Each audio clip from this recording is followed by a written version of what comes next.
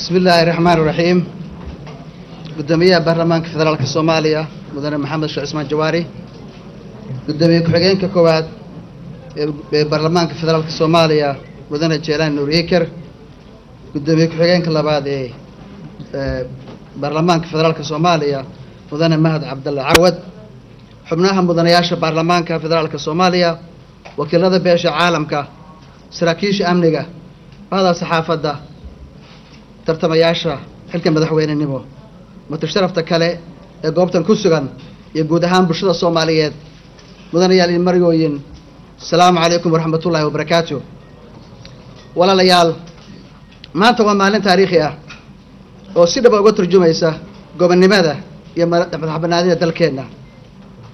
waxaa markhaati u ah in fadhigeena dastuuriga ah ee aan ku dooranayno madaxweynaha jamhuuriyadda federaalka ah ee Soomaaliya وكو قبصومو مقالة مدحدة الصومالية مقدشو مركي وقوه رئيسي مدو اللبية 20 سنة صاحبة بدن وهالكم فردية وقوز كتاقنا الصومالية إنا يمان تسو شرحان مدحوين النمو وحا سورة قليي حكومة دي بدبادة غرن مدن ايالي مرووين لبية 8 سنة اللي قوش ركم يلقار نمادا وحا دالك الصومري لي حكومة دوك وكم يلقاره naga horeeyay intaba waxa loo igmaday inay dalka u dajiyaan qorshe siyaasadeed ee ka saara dalka ku meel gaarnimada dhammaan dawladahaas uma aysan suurtagelin inay meel mariyaan himiladaas waxaana si wanaag ah inaan maanta nahay dawlad taam ah oo aan ahayn ku meel gaar mudanayaal iyo marwooyin muddo 1 sano iyo 2 bilood laga joogo waxaan baarlamaanka Soomaaliya hortiisa ka ballan qaaday fulinta qorshe ka kooban 4 qodob oo ujeedadu ahayd in wadanka la gaarsiiyo qarannimo taam ah lagana baxo ku meel gaarnimada. 4taas qodob waxay kala ahaayeen amniga, dhamaystirka dastuurka, dib u heshiisiinta iyo isku xirka gobolada dalka iyo dawlad wanaagga. haddaba maxaa ka qabsoomay ballanqaadkaas aan qaaday? amniga mudanayaal iyo marwooyin waxaad dhammaan markhaati ka tihiin in sanad ka hor in 50% Muqdisho gacanta ugu jirtay al-shabaab iyo 70% gobolada koonfureed ee dalka. waxaa la mahadiisa in maanta magaalada madaxda Soomaaliya xor tahay. markhaatiga ugu weyn uu yahay fadhigeena dastuuriga oo ka dhacay xamar oo xor ah oo xasiloon. sidoo kale waxaa xor ah Beledweyne, Baydhabo, Dhuusamareeb, Gado, Bakool, Marka, Afgooye, Afmadow, Badhaadhe, Balcad iyo deegaamo kale. dawladdii loo yaqaanay sanad ka hor madhaafaanka 4 kilomitir square-ka ayaa ku fiday dalka oo dhan. sidoo kale ciidamadeena geesiyaasha ah oo ay taageerayaan kuwa amisom iyo walaalaheen ina kale ayaa qarka u saaran xoreynta inta ka dhiman deegaamada dalka oo dhan. dastuurka walaalayaal dastuurka oo dubdhaxaad u ayagalida dawlad rasmi ah wuxuu soo socday muddo 7 sano ah. xukuumadii naga horeeyay waxay ku guuldaysay dhammaystirka dastuurka kana saaraan Soomaaliya ku meel gaarnimadii ragaadisay qarannimadeennii, karaamadeennii iyo sharafteenii. waxaa farxad ah in maanta aan leenahay dastuur ay ansixiyeen 825 oo ah erga Soomaaliyeed.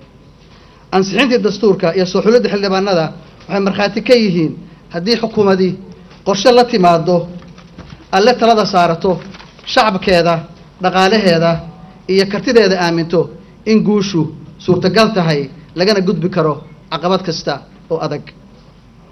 dib u heshiisiinta mudanayaal iyo marwooyin markii xukuumadeedu qabatay talada dalka waxaad la socotaan gobolada dalka iyo dawladda dhexe ma lahayn xiriir wada shaqayn. is-eedayntii iyo wada shaqayn la'aantii jirtay waxaan ku bedelnay wada shaqayn, wada tashi iyo gogol fariisi. waxaan u aragnaa inay ahayd guulaha ugu weyn ee suurtageliyay qabsoomidda barnaamijkii adkaa ee na hor yaallay oo ay ugu muhiimsanaayeen dhamaystirka roadmapka. mudanayaal iyo marwooyin xukuumaddii badbaado qaran waxay u bareertay isdhexgalka iyo isgaarka shacabka Soomaaliyeed, taas oo aan u aragnay inay ahayd wadada lagu gaari karo dib u heshiisiin dhab ah. aniga iyo xukuumaddayda waxaan booqashooyin isdaba jooga ku tagnay Hiiraan, Puntland, Galmudug, Galgaduud, Bay, Jubbada Hoose, Shabeellada Dhexe, Gado iyo gobollo iyo degmooyin kale.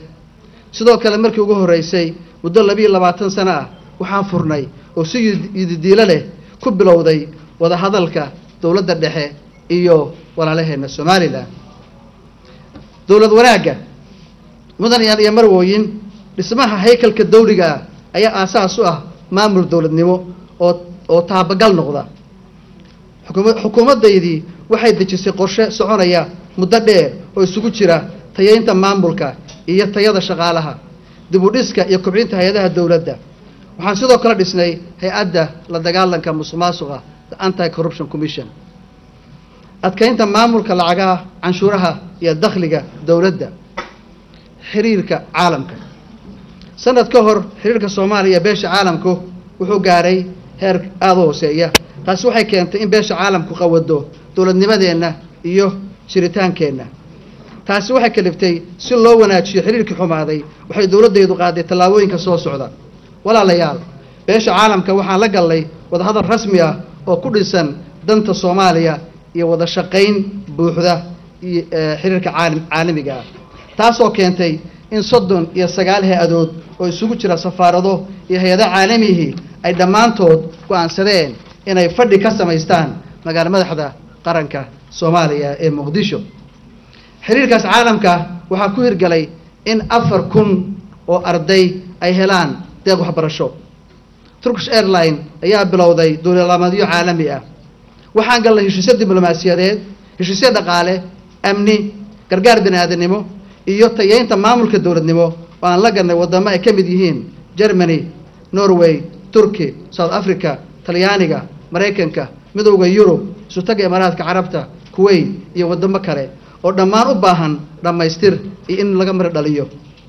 walaalayaal, fulinta ballanqaadyada aan hore u soo sheegay waxaa barbar socday gurmadkii iyo gargaarkii loo fidiyay shacbiga Soomaaliyeed ee ku habsatay abaartii ugu xumayd ee na soo martay 60kii sano ee la soo dhaafay.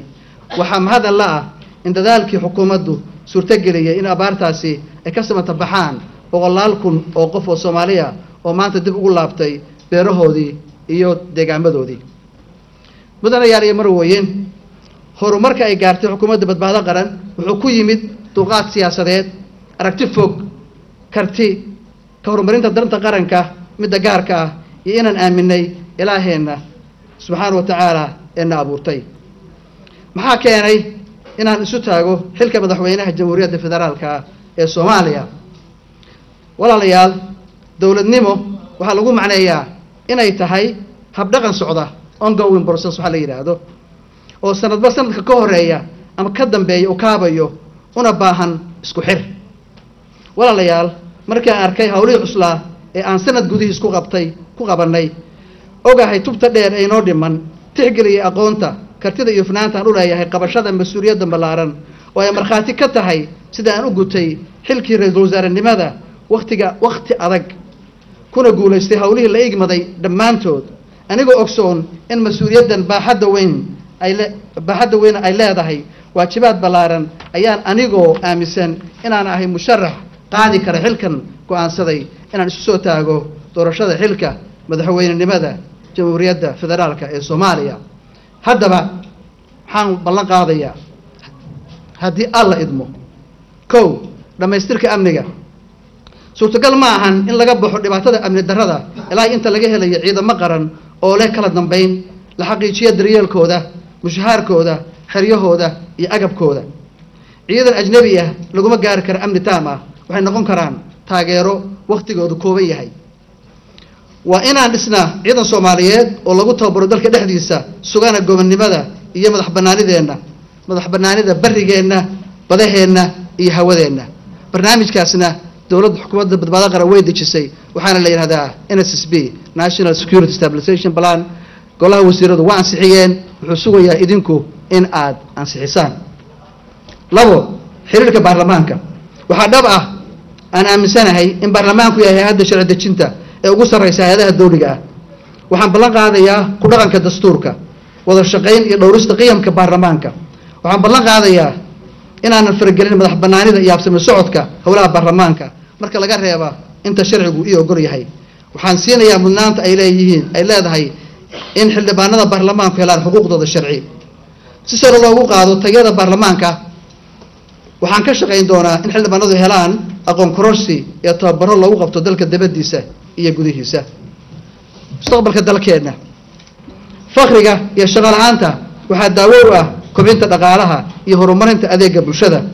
waxaan ballan qaadayaa inaan noqdo madaxweyne ku hadla codka danyarta Soomaaliyeed. si looga baxo faqriga iyo saboolnimada baahsan waa in si cadaalad ah loo wadaago hantida guud ee la wada leeyahay. 3 horumarinta arrimaha bulshada. faqriga iyo shaqo la'aanta waxaa looga bixi karaa horumarinta adeegyada bulshada sida waxbarashada iyo caafimaadka, dib u dhiska kaabayaasha dhaqaalaha ay ka mid yihiin wadooyinka, aeroboorada, dekedaha iyo wixii la mid ah. sidoo kale shaqo la'aanta iyo faqriga waxaa looga bixi karaa dib u soo nooleynta qaybaha wax soo saarka sida beeraha, kalluumaysiga, warshadaha, xoolaha iyo dhiirigelinta ganacsiga yaryar gaar ahaan xirfadaha haweenka iyo dhalinyarada. 4 kobcinta ilaha dhaqaalaha. dakhliga dawladda, khayraadka dabiiciga, dhiirigelinta maalgashi caalami ah. waxaan ballan qaadayaa haddii alla idmo inaan abuuro bay'ad ama environment dhiirigeliya maamul dhaqaale oo ku salaysan dawlad wanaag. waxaan ballan qaadayaa xoojinta kalsoonida u dhaxaysa shacabka iyo dawladooda. waxaan ballan qaadayaa inaan xoojiyo hay'adaha la dagaalanka musuqmaasuqa. waxaan xoojinayaa in adeegyada bulshada la gaarsiiyo gobolada dalka iyo goob kasta oo Soomaali ku nooshahay. waxaan xoojinayaa wada shaqaynta dawladda dhexe iyo maamulada gobolada. waxaan xoojinayaa inaan ilaaliyo xuquuqda haweenka, dhalinyarada, danyarta, agoonta, naafada iyo waayeelka. 5 qorshaha siyaasadeed.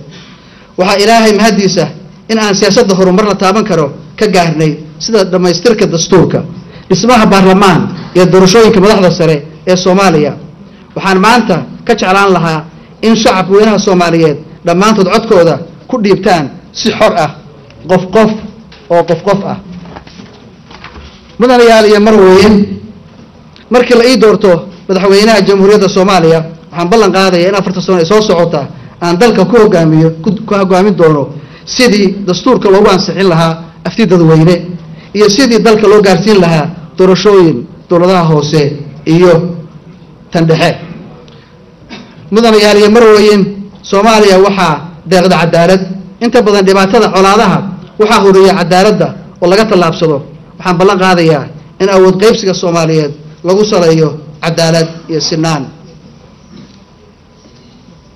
waxaa la yaab leh in ummad Soomaaliyeed la yiraahdo qaarna waa buuxaan qaarna waa bar.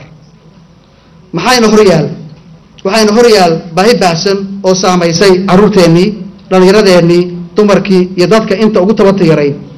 xaqiiqadu waxay tahay in shacabkii Soomaaliyeed ee mudnaanta lahaa ay ku kala fiirsan yihiin daafaha adduunka ayagoo tabaalaysan. waxaan dhammaan qaadanay mas-uuliyad culus, waana inaan ka dhabayno badbaadino ummadda Soomaaliyeed, kana badbaadino gaajada, shaqo la'aanta ballaaran, cadaalad darrada, dilka iyo dhaca loo geysanayo dadka aan tabarta lahayn. waa in aan daryeel u samayno dhalinyarada ku dhimanaysa badaha adduunka, kuwa ku biiray burcadbadeedka iyo kuwa la marin habaabiyey. haddaba sidee ayaan wada jirkii, qiyamkii iyo karaamadii Soomaalinimo u soo celinaa? waxaan qabaa in la doorto hogaamiye hanta 1 midnimo Soomaaliyeed, 2 sugidda amniga qaranka Soomaaliyeed, 3 soo celinta iyo hanashada kalsoonida shacabka Soomaaliyeed, 4 isku filaansho Soomaaliyeed, 5 cadaalad bulsho.